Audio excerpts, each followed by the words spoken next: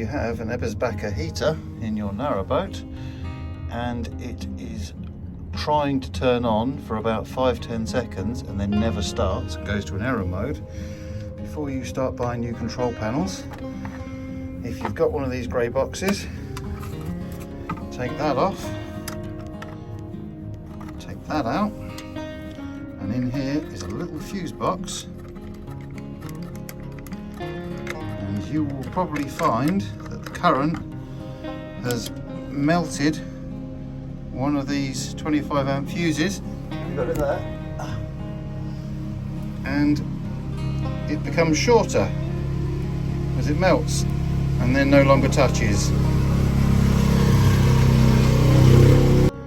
So all you need to do is clean the terminals and replace the fuse, and this one hasn't blown, it's just got hot, melted until it's too short, and then the heater works.